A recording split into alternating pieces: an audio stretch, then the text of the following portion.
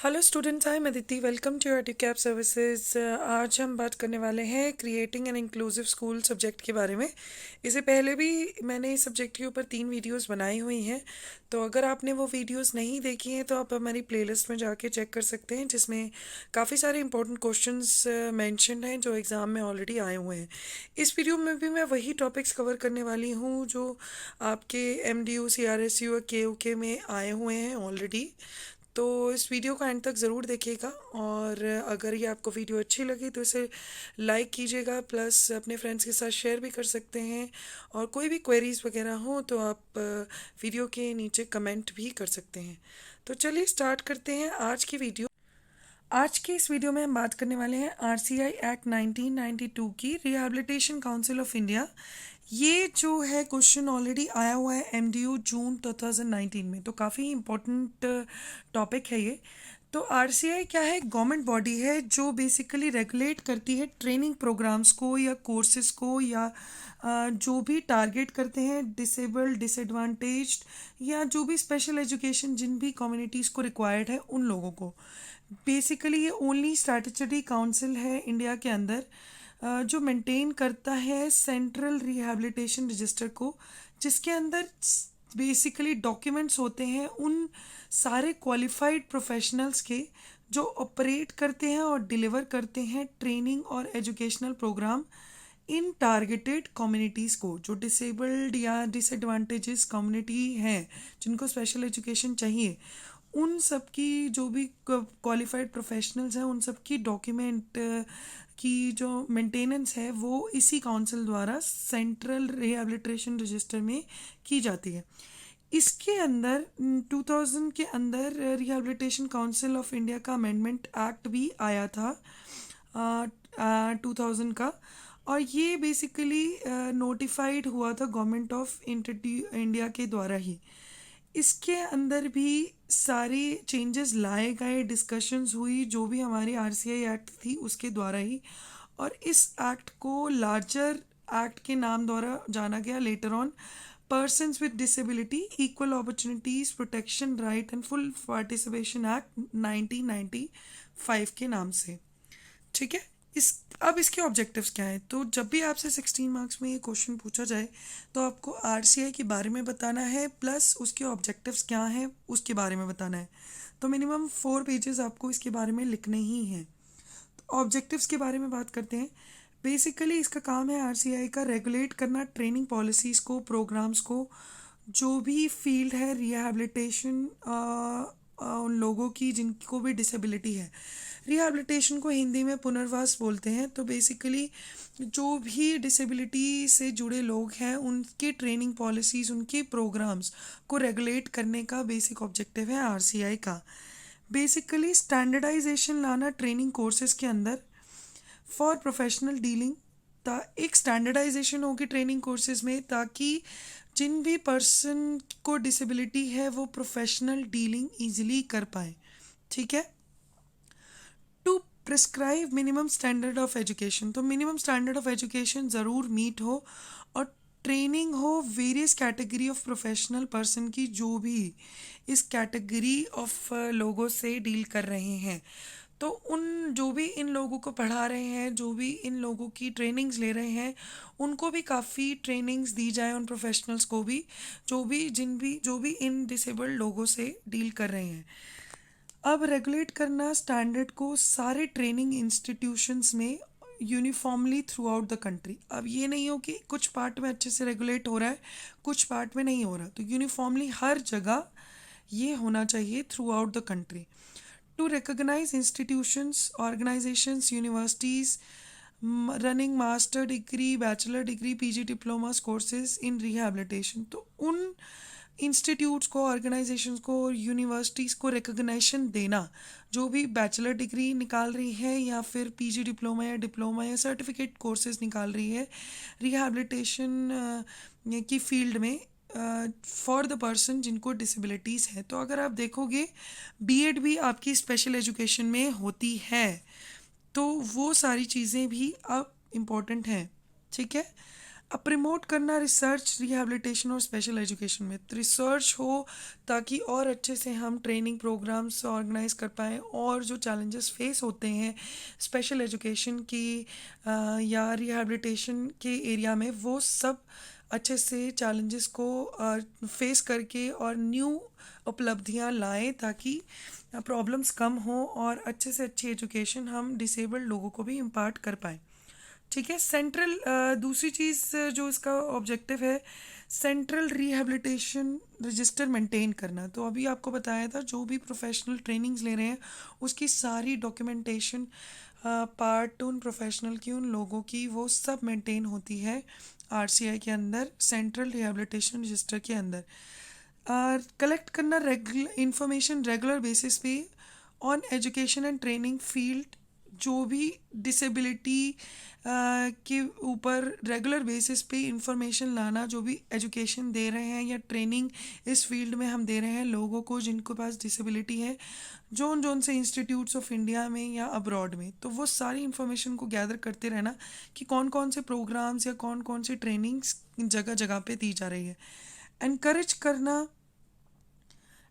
करना continuing education को, encourage करना कि और ज़्यादा पढ़ाई करें इस रिहैबिलिटेशन सेक्टर में और स्पेशल एजुकेशन में, बाकी लोगों से कोलैबोरेट करके जो जो भी इस डिसेबिलिटी के फील्ड में काम कर रहे हैं।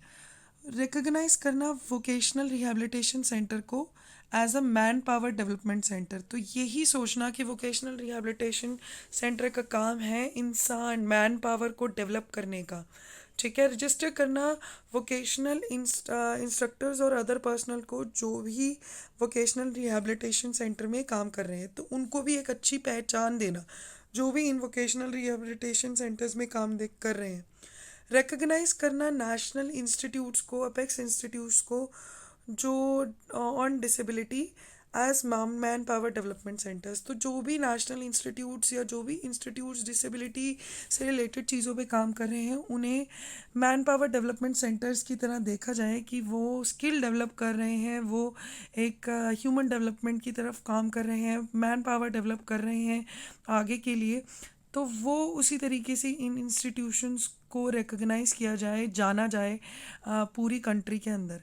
रजिस्टर करना personal working in national institutes under the ministry of social justice and empowerment. तो रजिस्टर करना जो भी पर्सनल लोग इस पे काम कर रहे हैं इन नेशनल इंस्टीट्यूट्स में ministry of social justice and empowerment के अंदर।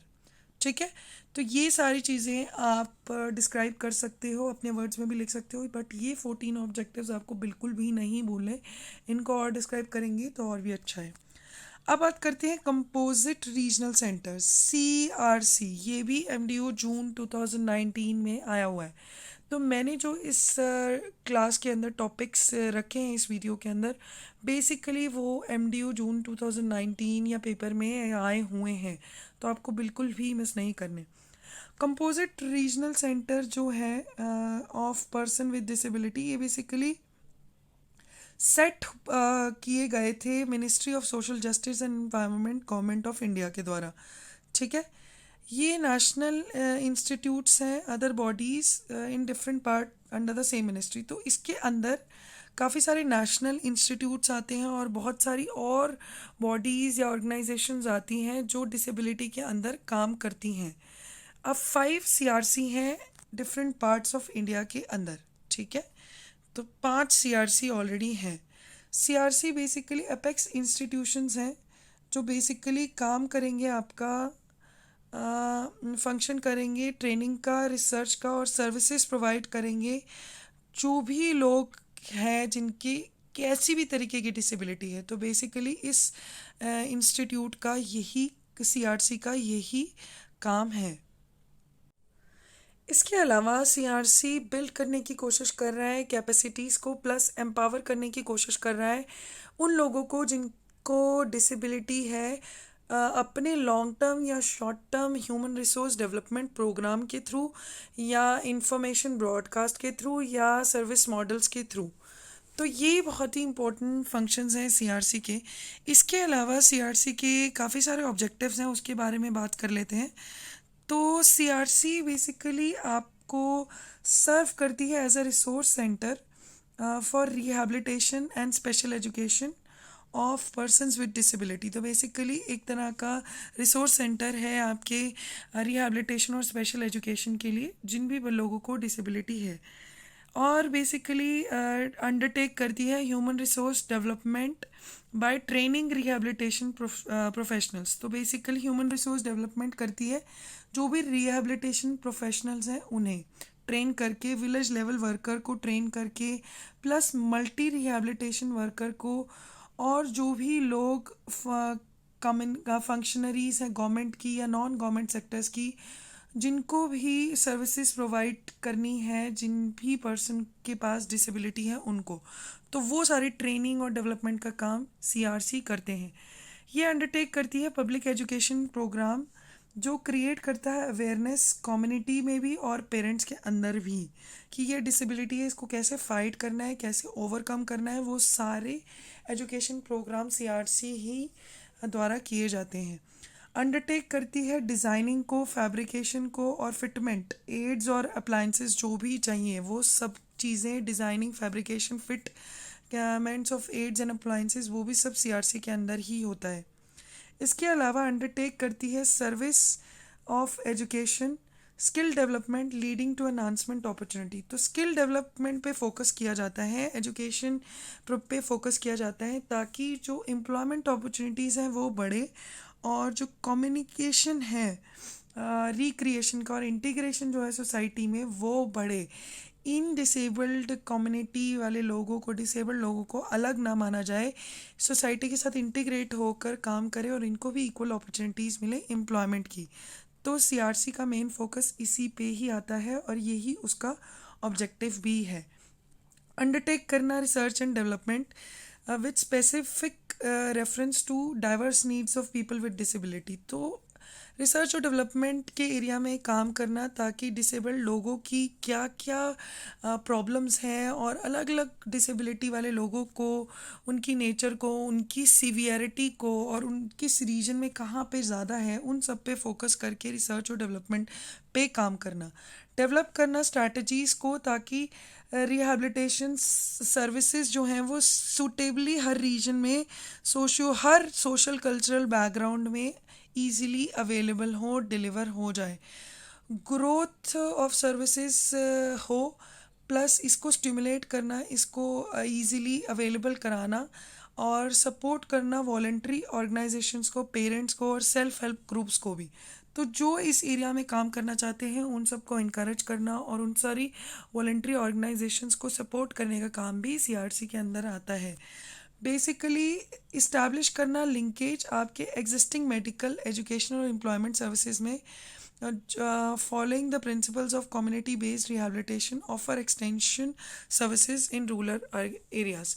तो लेटर ऑन की एक्सटेंशन अब रूरल एरियाज़ में भी हो, प्लस लिंक बनाया जाए मेडिकल, एजुकेशनल और एम्प्लॉयमेंट सर्विसेज के अंदर आपकी जो भी कम्युनिटी बेस्ड प्रिंसिपल है रिहैबिलिटेशन के, उसके बेसिस पर।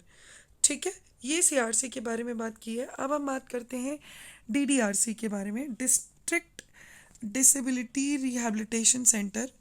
तो कभी आपसे सीआरसी के बारे में पूछ लेंगे तो कभी डीडीआरसी के बारे में पूछ लेंगे। 16 मार्क्स में दोनों के बारे में भी पूछ सकते हैं, तो इसे भी बिल्कुल आपको मिस नहीं करना है।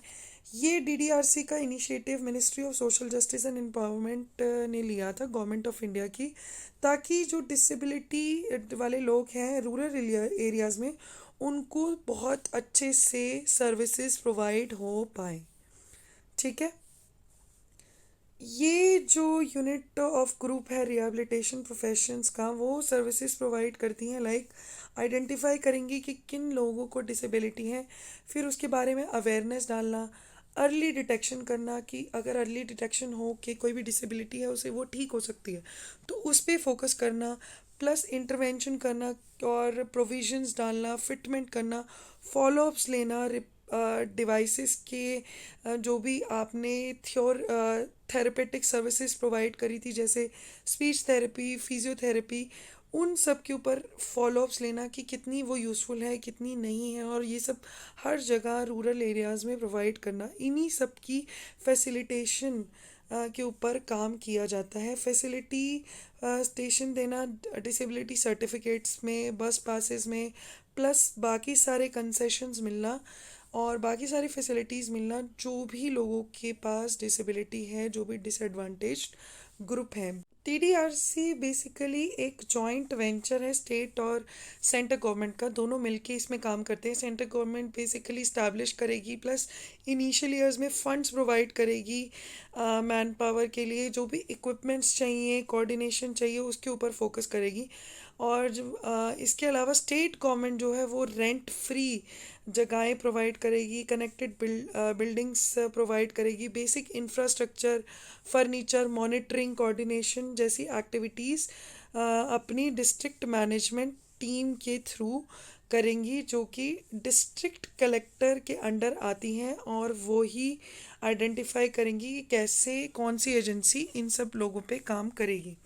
मेजर रिहैबिलिटेशन सेंटर्स सर्विसेज जो एक्सपेक्टेड है टीडीआरसी द्वारा वो है फैसिलिटेट करना और प्रोविज़न प्रोवाइड करना डिसेबिलिटी सर्टिफिकेट्स को, कि इस बंदे को ये डिसेबिलिटी है, उसके सर्टिफिकेट्स मिलना। बेसिकली जो भी नीड्स हैं डिवाइसेस की, जो भी चीज़ें चाहिए, डिवाइसेस चाहिए डिसेबल्ड लोगों को, उनकी असेसमेंट के ऊपर काम करना, प्लस प्रोविज़न और फॉलोअप लेना उन जो भी डिवाइसेस थी, असिस्टिव डिवाइसेस, उन और उन्हें रिपेयर करने के ऊपर काम करना। तो वो सारी चीज़ें डीडीआरसी द्वारा की जाती हैं।